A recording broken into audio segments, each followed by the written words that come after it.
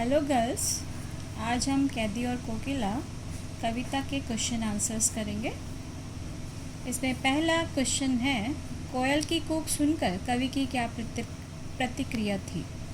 यानी जब उन्होंने कोयल की आवाज़ सुनी तो उनका क्या उन्होंने क्या सोचा। उत्तर होगा इसका, आधी रात में कोयल की कूक सुनकर कवि असहज हो गए, यानी उन्हें अच्छा नहीं लगा कि कोयल क्यों कूकी। वह सोचने लगे कि आधी रात में कोयल के कूकने का क्या कारण हो सकता है। कोयल या तो पागल हो गई है या कुछ संदेशा देना चाहती है, या फिर उसने कहीं जंगल में आग को देख लिया है जिसके बारे में वो दूसरों को बताना चाहती है। ठीक है। दूसरा प्रश्न है, कवि ने कोकिल के बोलने के किन कारणों की संभावना बताई है। कवि सोचते हैं, वो निम्न संभावना बताते हैं, जैसे या तो वो पागल हो गई है, या उसने दावानल की लपटों यानी जंगल में लपटों को देख लिया है, या फिर स्वतंत्रता के लिए कैदियों को वो संदेश देना चाहती है, या क्रांतिकारियों के मन में कौन सी भावना जगाना चाहती है, देश प्रेम की, और वो संदेश देना चाहती है। तो इस तरह से आप इसका आंसर लिख सकते हैं। थर्ड प्रश्न है आपका, किस शासन की तुलना तम के प्रभाव से की गई है और क्यों। कौन सा शासन था, अंग्रेजी शासन था। तो अंग्रेजी शासन की तुलना तम के प्रभाव से की गई है क्योंकि अंग्रेजी शासक देशवासियों पर अनेक प्रकार के अत्याचार कर रहे थे। वे हर प्रकार से भारतीयों का शोषण कर रहे थे। उनके खिलाफ आवाज़ उठाने वालों तथा आज़ादी की मांग करने वालों को वो जेल की काल कोठरी में बंद कर देते थे तथा उन पे अनेक प्रकार की यातना यानी सजा दे देते थे। ठीक है, इसलिए उन्होंने तम के प्रभाव से उसकी तुलना की है। कविता के प्रश्न नंबर 4, कविता के आधार पर पराधीन भारत की जेलों में दी जाने वाली यंत्रणाओं का वर्णन कीजिए। यंत्रणा में सजा। पराधीन भारत की जेलों में कैदियों को सजा दी जाती थी। जैसे कैदियों को बेड़ियों तथा हथकड़ियों में बांधकर छोटी छोटी सी अंधेरे वाली कोठरियों में चोरों, लुटेरों, डाकुओं के साथ बंद कर दिया जाता था। कैदियों से पशुओं के समान व्यवहार किया जाता था। उन्हें बहुत यंत्रणाएं दी जाती थी जो असहनीय होती थी। वे ना तो मर सकते थे और ना ही उन्हें चैन की सांस लेने की आज्ञा थी। उन्हें खाने के लिए बहुत कम दिया जाता था और उनको बात बात पर गालियाँ दी जाती थी। ठीक है। अब है आपका भाव स्पष्ट कीजिए। मृदुल वैभव की रखवाली सी कोकिल बोलो थो। इसको आपको भाव यानी व्याख्या लिखना होगी। इस पंक्ति का क्या भाव है। कोयल का स्वर कैसा होता है, अत्यंत मीठा होता है, मधुर होता है। तो प्राचीन समय में भारत की गणना वैभवशाली देशों में की जाती थी। अंग्रेज़ों के अत्याचारपूर्ण शासन के बाद भी यहाँ वह वैभव शेष है। कोयल भी उसी मधुर वैभव की रखवाली करने वाली है। जेल के आसपास कोयल अपना मृदुल वैभव क्यों लुटा रही है, कोयल कुछ बताओ। ये कवि के मन में जिज्ञासा उत्पन्न हो रही है। दूसरी पंक्ति है आपकी, हूँ मोट खींचता लगा पेट पर जुआ, खाली करता हूँ ब्रिटिश अकड़ का हुआ। यानी यहाँ पर जो अंग्रेज़ी शासन था उसके लिए कहा गया है। और जो कवि प्रयास कर रहे थे, स्वाधीनता सेनानियों को जेल में अनेक प्रकार की यातनाओं को सहन करना पड़ता था। उनसे पशु जैसा व्यवहार करवाया जाता था ताकि वे अपना स्वाभिमान और देश के प्रति अभिमान भूल जाएं और वे इन कार्यों को खुशी खुशी करके अंग्रेज़ी सरकार का घमंड चूर चूर कर रहे थे। यानी जो वो यातनाएं दे रहे थे उनके सामने वो झुक नहीं रहे थे, बल्कि गर्व से उन सब यातनाओं को झेल रहे थे। प्रश्न नंबर 6, अर्धरात्रि में कोयल की चीख से कवि को क्या अंदेशा है। अर्धरात्रि में कोयल की चीख सुनकर कवि को यह अंदेशा होता है कि कहीं कोयल, जैसे कि पहले भी प्रश्न हमने उत्तर में आ चुका है कि वो पागल हो गई है, या फिर वो जो स्वतंत्रता संग्राम के लिए जो कैदी हैं यानी स्वतंत्रता सेनानी हैं, उनको देखकर वो दुखी हो गई है। उसने देश में अंग्रेज़ों के प्रति फैली क्रांति की ज्वाला देख ली होगी और जेल में बंद स्वाधीनता सेनानियों के लिए कोई विशेष संदेश लेकर आई होगी। ये कवि ने अंदेशा लगाया। प्रश्न नंबर 7, कवि को कोयल से ईर्ष्या क्यों हो रही है? कवि को कोयल से ईर्ष्या इसलिए हो रही है क्योंकि कोयल क्या है, कहीं भी विचरण कर सकती है, आकाश में इधर उधर उड़ सकती है। और इसके विपरीत कवि कहाँ रहते हैं? 10 फुट की कोठरी में कैद बंद है। कोयल पेड़ की हरी भरी शाखाओं पर अपना घोंसला बना सकती है, एक पेड़ से दूसरे पेड़ पर जा सकती है, और कवि क्या हैं? काल कोठरी में बंद हैं। कोयल के गीतों को सुनकर लोग प्रसन्न होते हैं और वाह वाह कर उठते हैं, जबकि जो कवि हैं, कैदी कवि हैं, उनको रोना भी गुनाह है। तो इस तरह से आप कोयल से जो कवि के मन में भाव हैं वो कैसे ईर्ष्या कर रहे हैं, वो उनकी विषमताओं को दिखा सकते हैं। कवि की स्मृति पटल पर कोयल के गीतों की कौन सी मधुर स्मृति अंकित हैं जिन्हें वह अब नष्ट करने पर तुली हुई है?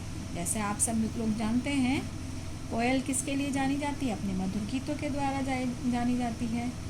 और कोयल बाग बगीचों में आम के पेड़ों पर अपना मधुर गीत सुनाया करती थी। वह दिन के समय यानी सुबह के समय, सुबह, दोपहर और दिन ढलने पर अपने गीत सुनाती थी। जब अर्धरात्रि को यही गीत सुनते हैं कवि, तो उसे यह गीत वेदनापूर्ण यानी दुख से भरा हुआ फूंक जैसी लगती है। ऐसे समय में कोयल का गीत गाना उन्हें विचित्र सा लग रहा है। इस तरह कोयल उन अपनी मधुर स्मृतियों को नष्ट करने पर तुली हुई है। प्रश्न नंबर 9, हथकड़ियों को गहना क्यों कहा गया है?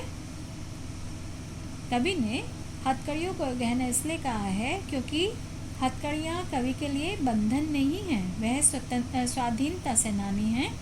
उसने अपने देश की स्वतंत्रता के लिए आवाज़ उठाई है। अपनी मातृभूमि की स्वतंत्रता के लिए आवाज़ उठाना कोई जुर्म नहीं है, इसलिए उन्हें हथकड़ियाँ क्या लग रही हैं? एक गहने के समान लग रही हैं। प्रश्न नंबर 10, काली तू, ये पंक्ति जो है इसमें काली शब्द की आवृत्ति से उत्पन्न चमत्कार का विवेचन कीजिए। यानी काले शब्द से जो एक, जैसे आपने अलंकार में जानते हो कि एक ही शब्द की आवृत्ति होती है तो क्या होता है, तो वो उसका आपको बताना है। यहाँ पर काले शब्द की आवृत्ति होने के माध्यम से जैसे अंग्रेजी सरकार के कुशासन की भयावहता का चित्रण किया गया है। इससे अंग्रेजी सरकार के जो कुकर्म थे यानी वो भारतीयों पर क्या करते थे? अत्याचार करते थे, ये दिखाया गया है। जो कालीमा चारों ओर फैली हुई है उसको दिखाया गया है। इससे समाज में व्याप्त क्या हो गया है? सब लोग क्या हो गए? निराश हो गए हैं। उन्हें एक ज्ञान का उजाला दिखाने के लिए कोई भी नहीं दिख रहा है। तो यहाँ पर काली शब्द का कवि ने इस प्रकार से वर्णन किया है, यानी जो सरकार के कुकृत्य थे वो भी कालिमा से युक्त थे और ऐसे समय में किसी को भी दिशा निर्देश नहीं दिया जा रहा था, यानी इसलिए जो भारत के लोग थे वो निराश थे। काव्य सौंदर्य स्पष्ट कीजिए। किस दावानल की ज्वालाएं हैं दिखी?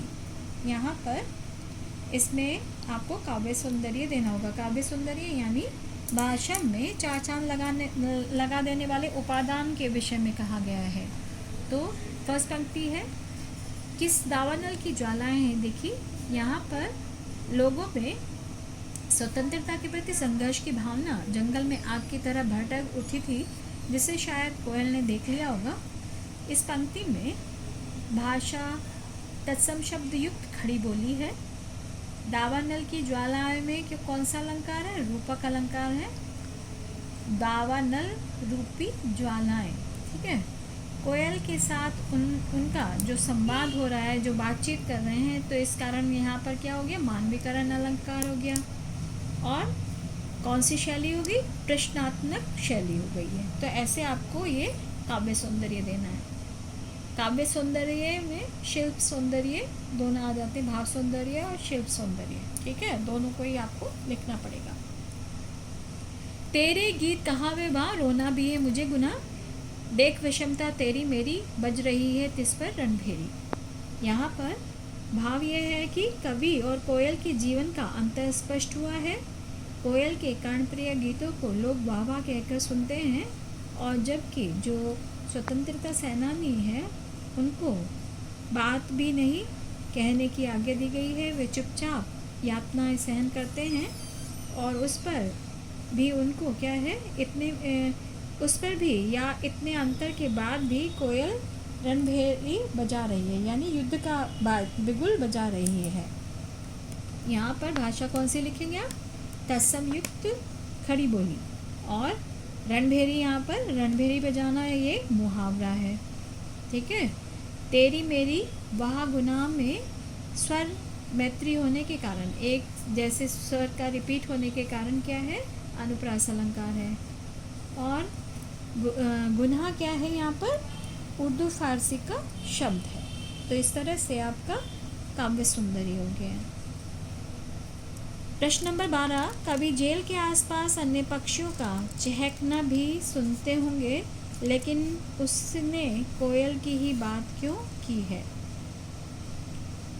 कोयल की बात इसलिए की है कि वह कोयल की कूक किसी ऋतु विशेष में अधिक सुनाई देती है। जैसे कि आप जानते हैं कौन सी ऋतु में कोयल की आवाज़ सुनाई जाती है, बसंत ऋतु में। और अन्य पक्षी हर साल चहकते रहते हैं।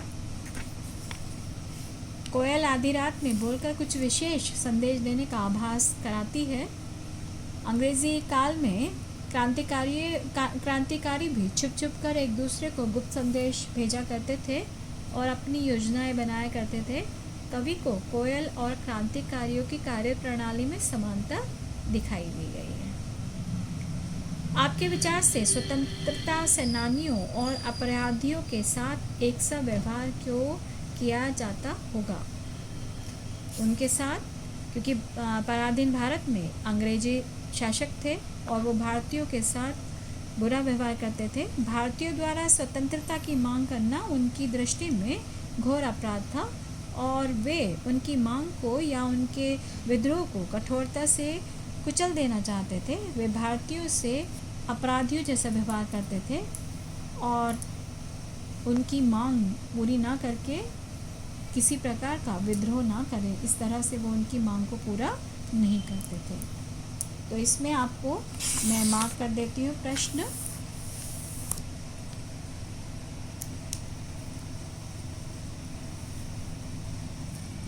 चलो मैं पेपर पर लिख कर भेज दूँगी। इसी के साथ हम विराम लेते हैं। धन्यवाद।